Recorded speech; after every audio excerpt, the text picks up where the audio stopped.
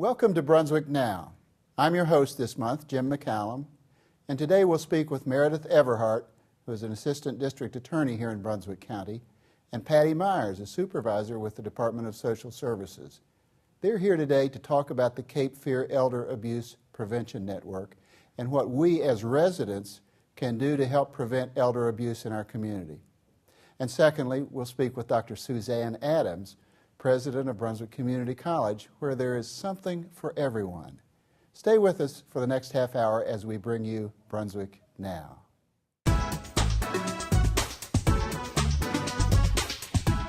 Welcome to Brunswick Now, ATMC TV, Channel 3, bringing you the best of Brunswick. My guests today are Meredith Everhart. Meredith is to my immediate left. She's an assistant district attorney here in Brunswick County. And just to her left is Patty Myers with the Department of Social Services. Ladies, thank you for being with us today. Thank you. Our subject, as you well know, is elder abuse. It's a very current topic. We have an aging population here in our county and, in fact, all around the country.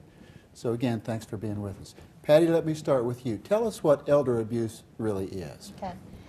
Elder abuse is a term that describes certain types of harm to older adults. What we look at the Department of Social Services is disabled adults that do not have the capacity to make the decisions for themselves. Thank you. And in the next few minutes, we'll know a lot more about that. Before the show started, we talked about the Elder Abuse Prevention Network. Meredith, tell us about that. The Elder Abuse Prevention Network is an organization that both Patty and myself are both involved in.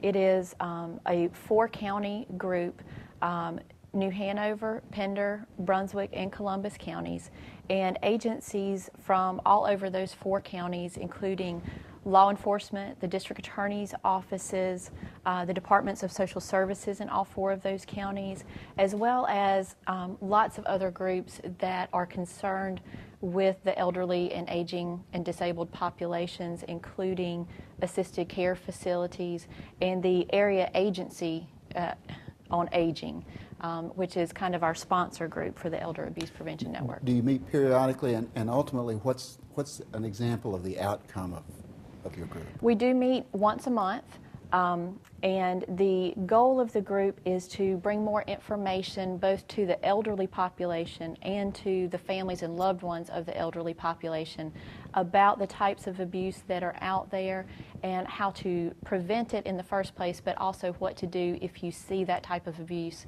going on in your family or if you feel that you might be a victim of that type of abuse. So it's prevention and also education.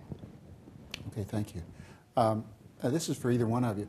What's the most prevalent type of elder abuse? Tell us about the different types or which are most prevalent.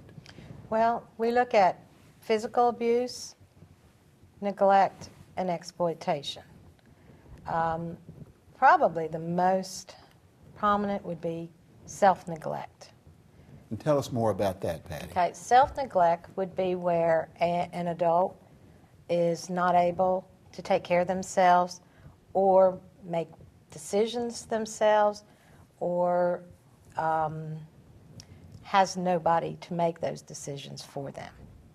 And you know, we're a much more mobile society now, and so it's, as opposed to 20 or 30 years ago, we don't often have parents, children, or close relatives close by to assist us, and that creates a problem as well, I'm sure.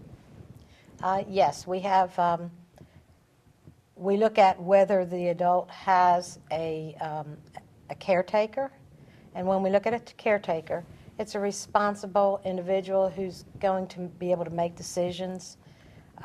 It could be a family member, could be a neighbor, a guardian, somebody that's appointed power of attorney. Mm-hmm. It could be in a facility.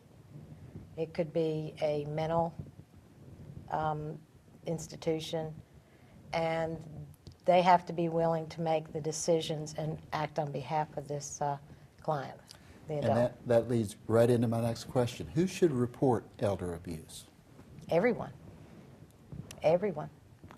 You don't have to be a friend or a relative. You can just be an acquaintance of someone that, if someone that you know you feel like is being neglected or abused by anyone. There can be abuse from caretakers, there can be abuse from family members, there can be abuse from the facilities that these individuals are in, and we are all required under North Carolina law. Everyone is a mandatory reporter. North Carolina law states that anyone who is aware of abuse or exploitation of an elder adult is required to report that. So the message to our viewers is make that call. And it can be, you can make the report as an anonymous report. Thank you, that's very helpful. Though the more information we have, the reporter's name is left confidential. We do not disclose the reporter's name. So it's important to be able to get as much information as we can. Sure. So that if we have the name of a reporter, we can call them back and, you know, ask them additional information. Absolutely. So Patty, when you get a call on self-neglect, for example, what's the next step for you in the Department of Social Services? Okay, when we receive a call, it goes through a two-party screening. The report does. The report is taken, we do a two-party screening. Now tell us what a Okay. two-part screening Two-party is. screening would be with the intake worker who takes the report, or if it's another social worker, and a supervisor. And we go through the screening tools that we have in our manuals and determine if the adult first is disabled, if they have somebody who is willing or able to access services, or is that adult willing and able to access services. And by going through that criteria, we determine if that adult is in need of protective services. The case is then assigned to an adult protective service worker if it is accepted, and they go out. We have time frames depending on what is alleged in the report, and that adult, that social worker will go out and assess the situation and work through the case. We look for family members. If it is self-neglect and that person has their the capacity to make the decisions, if they're cognitive and they don't want our involvement, then we have to accept that. If they are not able and willing to access services and make decisions for themselves, then we look to see, are there other people available? And if they are, then we guide those folks through services and try to get whatever we can in place for those adults. My guest today is Dr. Suzanne Adams. Many of you know that Dr. Suzanne Adams is our president of, let's do it again. I felt you up before. Okay. My guest today is Dr. Suzanne Adams. Many of you know Dr. Adams is president of Brunswick Community College. We're very happy to have her here today. And Dr. Adams, again, welcome to our show. Well, thank you, Jim. I appreciate being here. We spoke before the program, and we agreed that there is something for everyone at Brunswick Community College. Absolutely. And if that's not a good theme, it should be, because our college seeks to find some way to serve us all. Tell us a little bit about the different programs at BCC. Of course, programs, that's one of the areas I love to talk about, because I believe that Brunswick Community College really has a wide array of programs for everyone.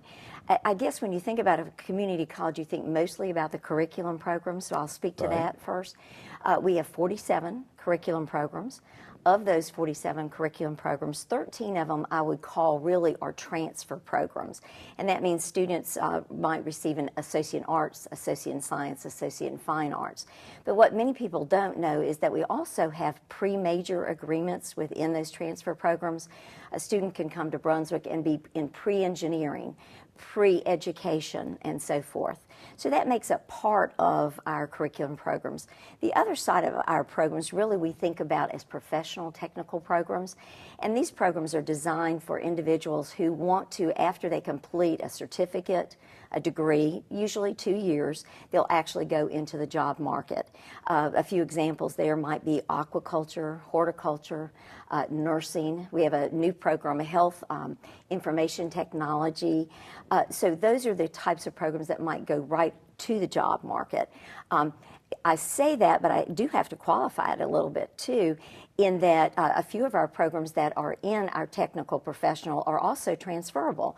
For instance, we have a relationship with UNCW where our aquaculture students will complete the 2-year degree at Brunswick and then transfer into marine biology at UNCW. So in the curriculum area, I think we have so much to offer. Okay. I want to back up just a little bit for my understanding.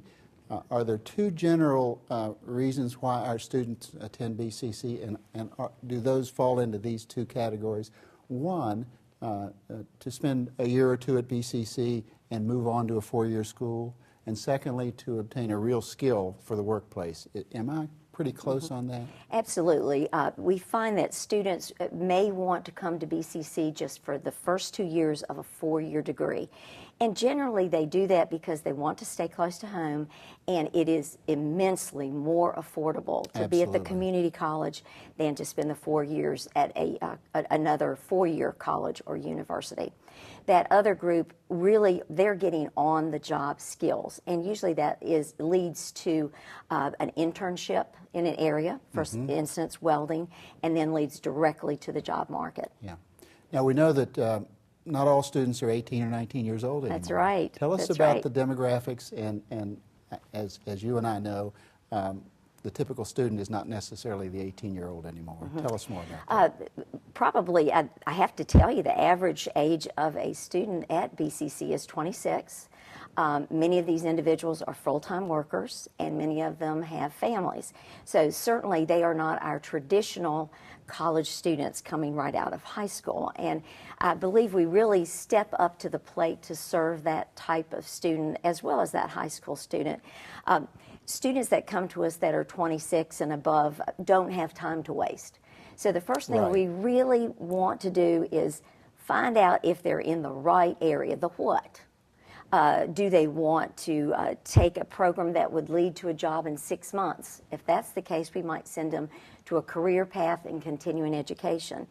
Or they may want to spend time getting a diploma, an LPN diploma.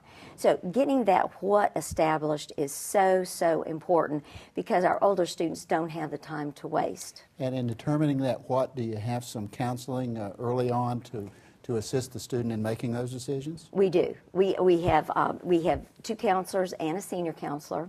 Generally what happens is a student will come on campus, apply, and usually students have applied online, but as soon as they've applied, they will meet with what we call a pre-advisor, and that pre-advisor's main job is to determine where that student belongs, whether the student needs a fast back to the workforce type of education or where the student can actually spend the 2 years.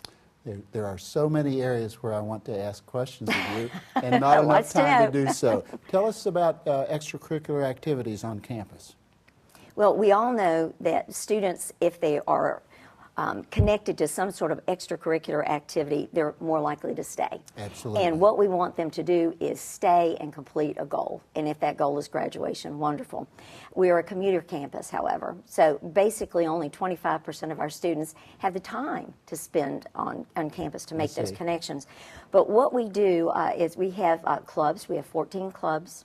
Many of them are connected to the students' programs, which I think are very important. We have a minority male mentoring program, which is probably a program unto itself that you'd like to hear about. We also have athletics. Those that would like to participate in any kind of athletics. We have a basketball team for men, basketball for women, volleyball for women, and baseball for men. Just opened up the new ball field. Right.